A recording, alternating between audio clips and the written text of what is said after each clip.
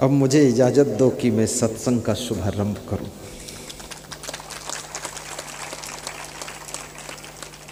अब तुम सीख गई, ट्रेंड हो गए, थोड़ा मुस्करा देते हो, ताली बजा देते हो, ही इजाजत।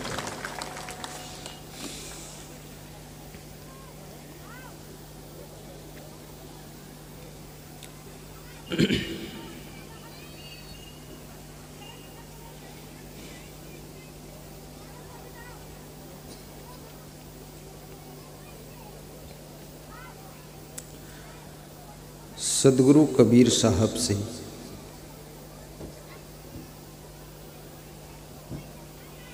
किसी भक्त ने प्रश्न पूछा है कि संसार में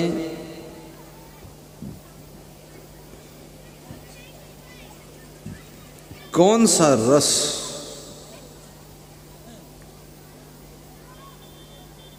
मनुष्य के जीवन को नीरस होने से बचाता है, और दुनिया में जितने रस हैं उनमें श्रेष्ठ रस कौन सा है, और मनुष्य को कौन सा रस पीना चाहिए, और ऐसा कौन सा रस है जो तुमको सुबस कर देता है, तुम्हें परवश होने से बचा लेता है। कबीर कहते हैं राम रस सबसे श्रेष्ठ रस है।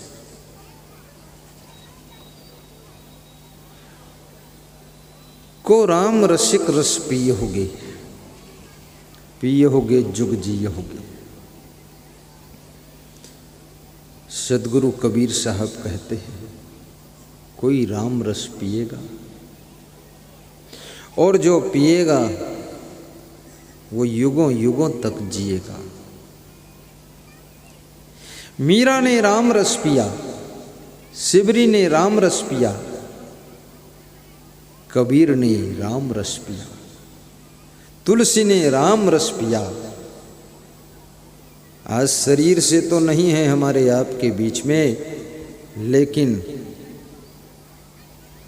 अपने गुणों से, अपने प्रभाव से करोड़ों दिलों में वो जिंदा हैं, अमर हैं, क्योंकि उन्होंने राम रस पिया था। तुम भी राम रस पियो। और इस दुनिया में रस बहुत है, और रसिक भी बहुत है। कोई बीड़ी का रसिक है, बीड़ी ना मिले तो दिमाग गर्म हो जाता है। कोई चाय का रसिक है, टाइम पर चाय ना मिले तो खोपड़ी खोल जाती है। और कोई शराब का रसिक है, जमीन बेच बेच कर शराब पी रहा है। कोई जुआ का रसिक है, अपनी पत्नी के जेवर बेचकर जुआ खेल रहा है। कोई ताश का रसिक है, कागज के पत्ते एक दूसरे पर फेंक रहा है, बेगम के ऊपर बादशाह को फेंक रहा है। कभी इक्का पर दुक्का, कभी दुक्का पर छक्का, कभी पीठ पर मुक्का। कौन लगाए इसको धक्का? ताश का रसिक है। 60 साल की उम्र के लोग ताश खेल रहे, 3-3 घंटे बैठे हुए कागज के पत्ते फेंक रहे। बड़े बेशर्म हैं लोग, सड़क किनारे बैठे हैं लोग, इज्जत का कोई ख्याल ही नहीं है। नंगा नाच कर रहे, ताश खेल रहे, खीसे काढ़ रहे, समय बर्बाद कर रहे, आने वाली पीढ़ी को गलत संस्कार संदेश दे रहे हैं। ऐसे बूढ़ों को बूढ़ा नहीं कहा जा सकता है। ऐसे लोग बूढ़े होने के बावजूद भी अभी इनका बचपना गया नहीं है, इनका बचपना ही चल रहा है, लड़कपना है।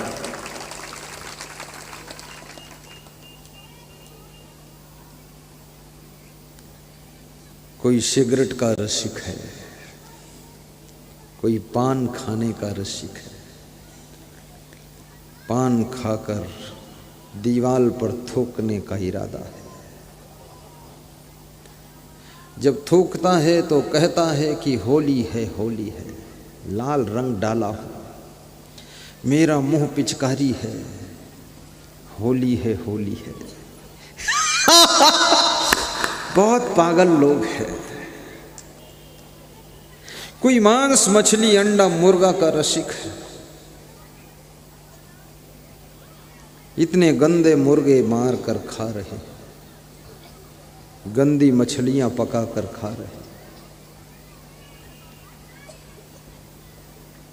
बकरा रोता बहुत है, फिर भी पकड़कर जबरदस्ती गर्दन काट रहे।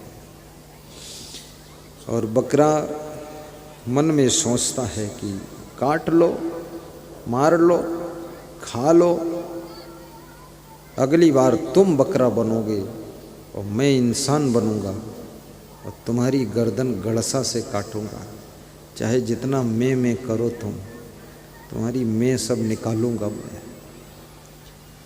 जीव मत मारो बापुरा, सबका एक ही प्राण, बदला कबहु न छूटी है, चाहे कोटिन सुनो पुराण। तुम सोच लो कि सत्यनारायण कथा सुन लूं, कितना पाप करूं छुटकारा मिल जाएगा। सत्यनारायण कथा सुनना बुरा नहीं, सुनना चाहिए। इच्छा हो तो सुन लीजिए। मैं तो बहुत सुना हूं, 20 साल तक सत्यनारायण ही सुना हूं। अब खुद ही सत्यनारायण हो गया मैं। लेकिन सत्यनारायण में कथा है क्या? लीलावती, कलावती और शतानंद नाम का एक वो था, लकड़हारा था, ये था, बस यही बात। पंडित जी आते हैं, अगर उनको ज़्यादा कथाएं करनी है तो स्पीड में सुना देते हैं। लेकिन सत्यनारायण कथा सुनो, गंगा में स्नान करो, पर जब तक तुम सत्संग की गंगा में स्नान नहीं करोगे तब तक कोई पाप, ताप, त्रय ताप, संताप, श्राप कटने वाला नहीं है। सत्संगी गंगा वास्तविक गंगा है और इस गंगा में डुबकी लगाने से आपकी जिंदगी के दुर्गुणों का मैल दूर हो जाता है और जिंदगी नूर हो जाती है और सुख से भरपूर हो जाती है। सारी बुराइयां चकनाचूर हो जाती है। एक कुत्ता भी हाँ भर रहा है कि महाराज सत्य बात है, लेकिन मनुष्य रहे तब तक आपकी बात नहीं समझा। कितने कुत्ते भी सत्संग सुनने आए। एक यहाँ पे कुतिया बैठी है, कुत्ता, उसको बहुत हटाया लोगों ने, हटी नहीं। पूर्व जन्म की वो सुपर्णखा होगी, अब यहाँ प्रवचन सुनने आई है, जबरदस्ती किए बैठी है, समझ में आता नहीं। वहीं लेटती भी है। अब मैंने कहा तो लेटी है, मन मन में गरियावत हुई कि तुम काहे हमरे पिंड पर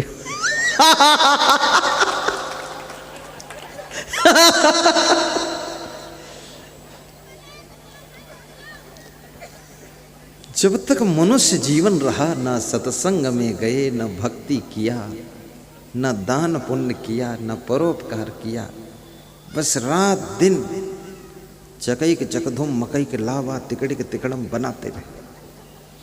किसी ने कहा थोड़ा सत्संग में समय दीजिए, बोले टाइम नहीं, टाइम नहीं है। यदि टाइम नहीं है, ये दारू पी करके सड़क किनारे कौन पड़ा है? जानवर पड़े कि मनुष्य पड़ा? और टाइम नहीं तो सड़क किनारे दारू पीकर पड़े कैसे लोग? पान पुड़िया खाने के लिए टाइम है, पिक्चर देखने के लिए टाइम है, नाच कूद देखने के लिए टाइम है, ऑर्केस्ट्रा डांस देखने के लिए टाइम है, खुराफात करने के लिए टाइम है, दूसरों का काम बिगाड़ने के लिए टाइम है, प्रपंच करने के लिए टाइम है, और सत्संग सुनने के लिए टाइम नहीं है। टाइम तो बहुत है, लेकिन तुम्हारे पास सद्बुद्धि नहीं है कि जिंदगी को कहाँ लगाना चाहिए।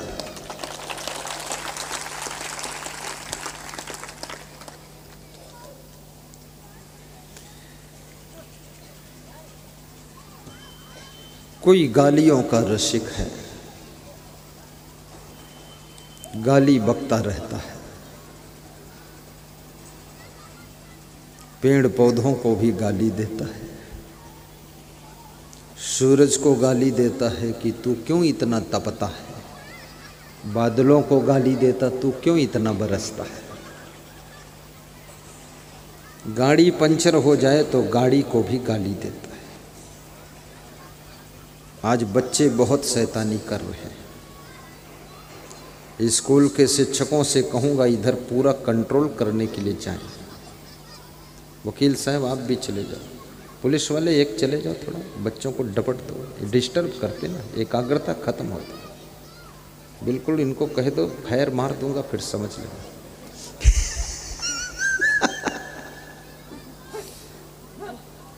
हल्ला बहुत मचाते हैं, शांति से सत्संग करने नहीं देते हैं। लोग भी ऐसे मज़ेदार अपने अपने बच्चों को लाकर यहाँ छुट्टा छोड़ देते हैं कि कूदो फांदो, हम बाबा का सत्संग सुनेंगे। उनको मालूम नहीं बाबा को सुनाने ही नहीं देंगे लोग। हल्ला मचाए, बाजार लगा दिया, मेला। बिल्कुल शांति से बैठना चाहिए, कोई शोरगुल आनी नहीं चाहिए। कहीं से हल्ला आता है, मन थोड़ा सा दुखी हो जाता है, बुद्धि कट जाती है, चित्त बट जाता है, एकाग्रता हट जाती है। बोलो सद्गुरुदेव भगवान की जय।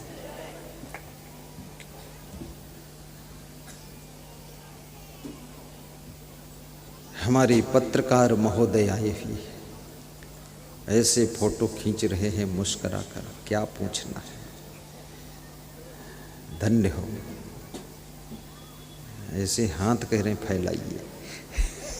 ये भी खिलाड़ी आदमी है, खींच लिया। बहुत अच्छे हो तुम, रिटायर हो जाओ तो साधु बनो तो खींचते रहो रोज।